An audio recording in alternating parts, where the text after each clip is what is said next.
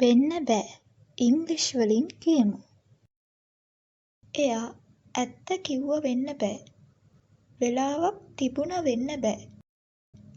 අසනීප වුණා වෙන්න බෑ. බැන්න වෙන්න බෑ. මේ විදිහට ඉංග්‍රීසි වලින් කියන්නේ කොහොමද?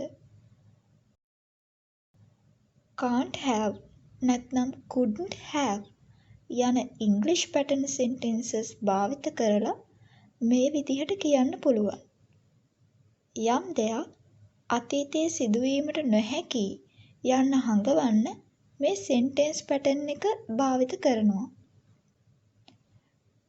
can't have ළඟම අතීත කාලෙකත් couldn't have දුර අතීත කාලෙකත් සිදුවිය නොහැකි වුණු සිදුවීම් වලදී භාවිත කරන්න පුළුවන්.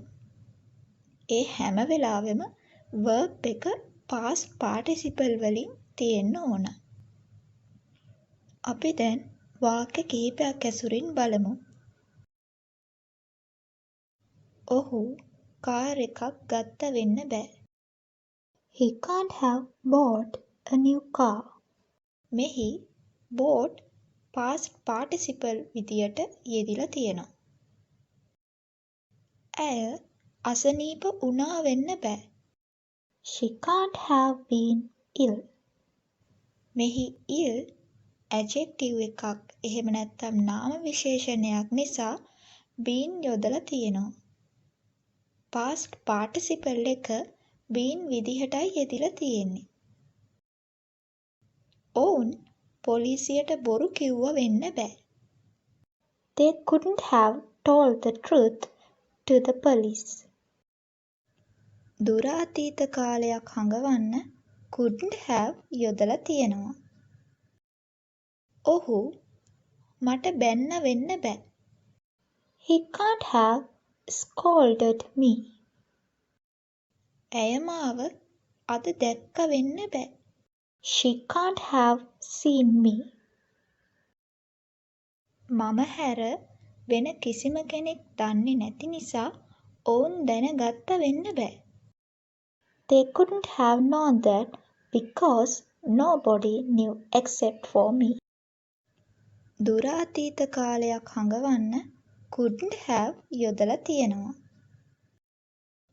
මම ඒක දකින්න කලින් මට එය අදහගන්න වෙන්න බෑ.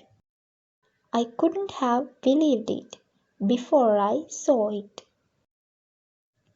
දුර අතීත කාලයක් හඟවන්න couldn't have යොදලා තියෙනවා. ඔහු මේ සතියේ සංචාරයක යෙදිලා ඉන්න නිසා ඔහු රැස්වීමේ වෙන්න බෑ. He can't have been at the meeting because he is on a trip this week.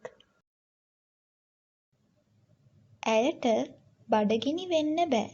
මොකද ඇය ටික වෙලාවකට කලින් දිවාහාරය අරගෙනයි ඉන්නේ. She can't have been hungry as she had already had lunch a little while earlier. මෙහි hungry adjective එකක් එහෙම නැත්නම් නාම විශේෂණයක් නිසා been යොදලා තියෙනවා. past participle එක been විදිහටයි යෙදිලා තියෙන්නේ.